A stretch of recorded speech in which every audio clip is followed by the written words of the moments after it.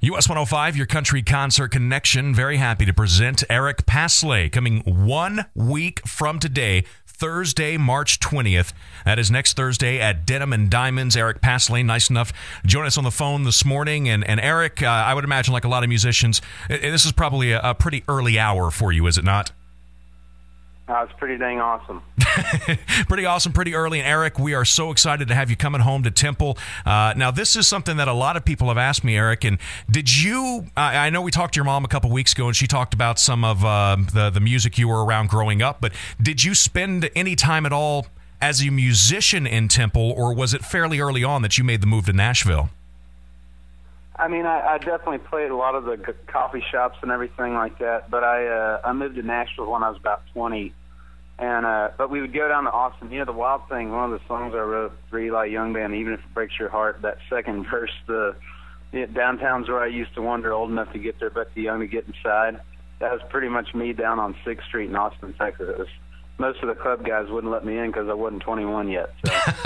So it probably you know, was a part of me moving to Nashville and thinking, well, I'll just start playing shows and learning how to write songs before I'm even old enough to get inside. So, well, Eric, but it's pretty cool. Well, we talked to your mom a couple weeks ago. One of the things she said is that from a very early age, as a matter of fact, as a teenager, you brought a song to her. It was one of the first songs you had written, one of the first songs you shared with her, and it made her cry. I mean, obviously, you had an impact as a songwriter for a very long time. Was there a certain moment, was there a song or just a moment that you had that it clicked with you that, hey, I'm actually pretty good at this? I think, you know, it took a little while just over the years. Brian Gowan is just a great friend of mine and a mentor that helped encourage me to, you know, move up to Nashville just because it's so many songwriters and go to school I ended up going to school for music business. But I think it was just a gradual thing of doors kept kind of little. I could see the light shining through some of the doors going, I might be able to do this someday, you know.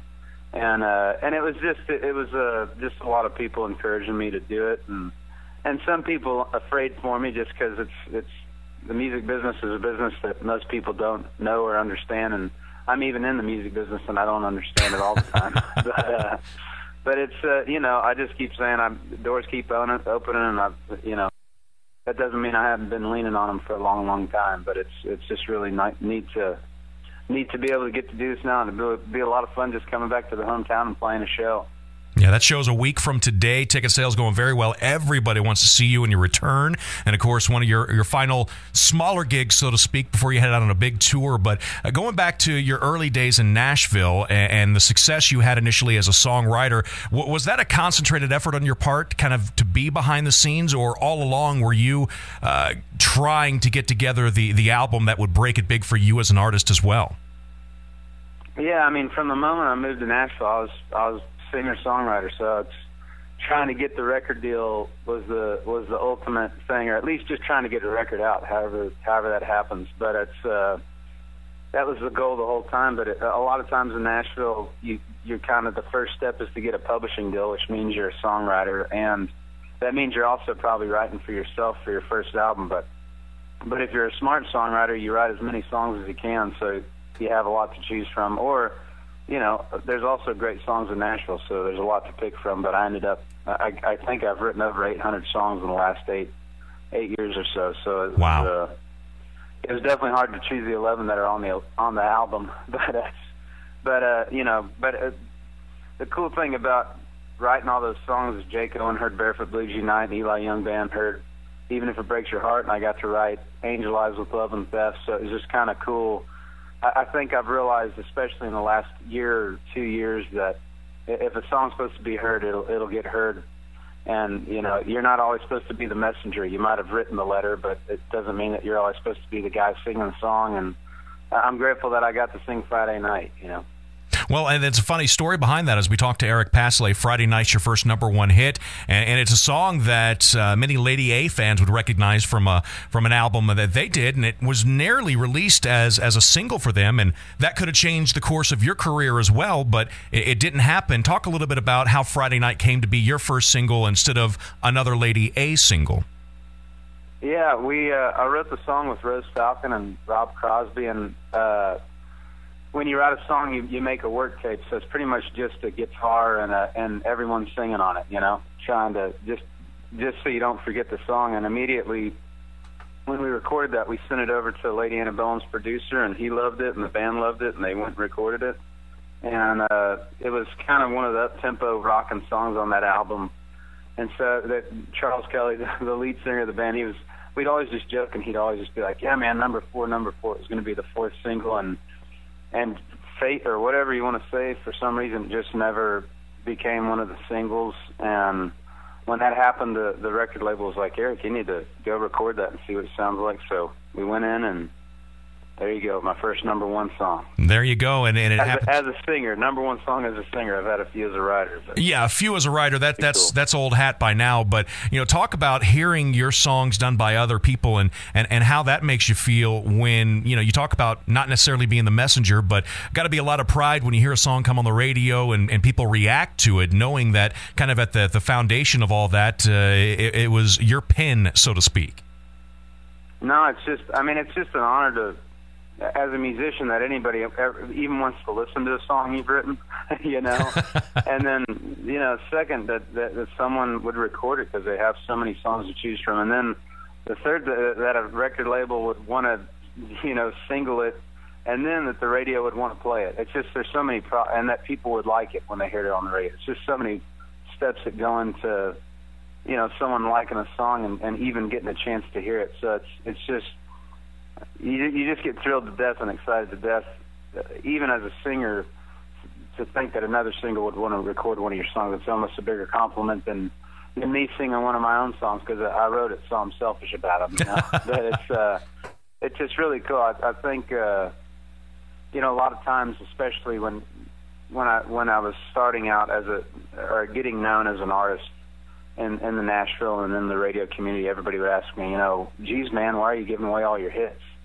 And you realize that Jake Owen was the guy that's supposed to sing Barefoot Blue Jean Night. If I would have recorded it, who knows if anybody would have ever heard that song. Mm-hmm. And same with Even If It Breaks Your Heart, and same with Angel Eyes, and it's just kind of wild. It's everyone always wonders why Lady Antebellum didn't put it out, and I was just like, I guess they just weren't meant to be. I think Charles and Hillary and Dave every day, it's like, thank y'all for not putting that song out, because it looks like I was supposed to be the guy singing it. So it's I think the cool thing in music business really focuses on when you think everything's supposed to go a certain way and it doesn't, don't get jaded to it. You just stick around a bit longer and something cooler might happen. Yeah, perseverance. Eric Paslay joining us, the Homecoming Show next Thursday, 1 week from today, and that show going to be at Denim and Diamonds. It's presented by Smile at the World Orthodontics. And Eric, a couple more questions, I'll let you go. I know you got a busy schedule, and I wanted to ask you about those cover songs. Do you have a particular favorite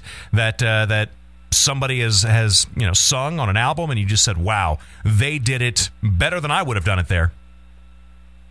I think that the cool thing about songs, everybody gets to put their own thumbprint on it, and all the hits, they nailed it. I think the new, just kind of wild, I think they just hit top 10. I was a writer on the new Rascal Flatts song Rewind. Yeah. And they just, they nailed it. And same with Jake and all that, with Barefoot and the beats that they put in on there. It was just, I think the cool thing about music is everything's an opinion, but my opinion is everybody that's cut a song of mine has done a pretty dang good job at it. Well, certainly the number one hits would attest to that. And do you play a lot of any of the covers in concert? If somebody comes out, will they hear Barefoot Blue Jean Night on a given night?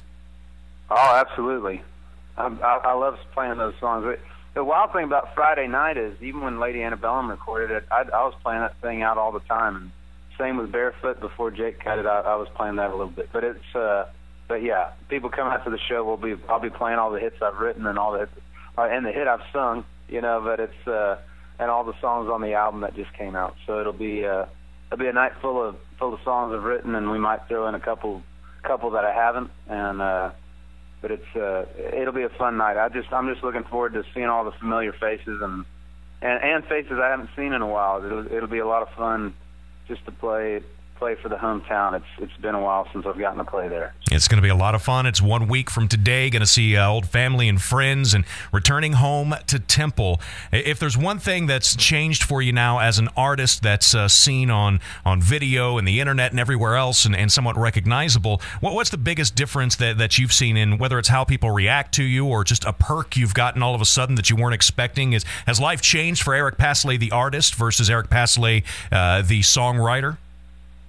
Absolutely. I'm never home. But it is funny. It's like for the last, just years and years, I've been writing songs going, man, I just want some shows. I want to go play these songs. And now I'm playing shows and not getting to write a lot. But it's awesome. You have seasons through life, and I'm glad I'm getting to live this one and playing a lot of shows. And looks like I'll be playing Friday nights for the rest of my life, at least the next 10 years or so. But it's good, and the one wild thing though is, I'm definitely getting a few more. You're Eric Paslay, I go to Home Depot and Lowe's a lot. I'll walk out and someone wants to take a picture, which I'm thrilled to death about it. But it's just really cool. I definitely didn't. We played a casino up north a couple weeks ago, and I had to get my dinner to go because I couldn't eat it. Everybody wanted to take a picture with me, the little things like that are happening, which I'm all right with. I know what I signed up for, but it's just cool. I'm glad people want to take up some megapixels on their phone with me. Take up some of those megabytes, but it's not always like that necessarily. I read a story the other day where you bought your own CD at a Walmart, and even after you told the lady that was checking you out that was you, she still opened up the CD, called other register checkers to verify they didn't believe you. So it's still trying to get your face recognized out there. No, I'm still a new kid on the magazine cover, I guess. No one's quite sure if I'm a giant leprechaun or a country singer. Well, this time of year, yeah. Cousin, Well, Eric Paslay, coming home to Temple next week. I'm sure you'll be very recognized around the city of Temple, and we're certainly looking forward to it. It's going to be a huge night, and I can't thank you enough for spending so much time with us this morning, and look forward to meeting you in person next Thursday night. Thank you so much. Hey, thanks, Jamie. And thanks for the great interview you did with my mom. She was as nervous as can be, and I think she did a great job. Well, I think she did a great job, too. It was a lot of fun. We broke her in nice and easy. We did an easy one for her. So we appreciate the access not only to you, but to Donna as well. Very nice of her to do that, and we look forward to getting you here next week. All right. Thanks, Jamie.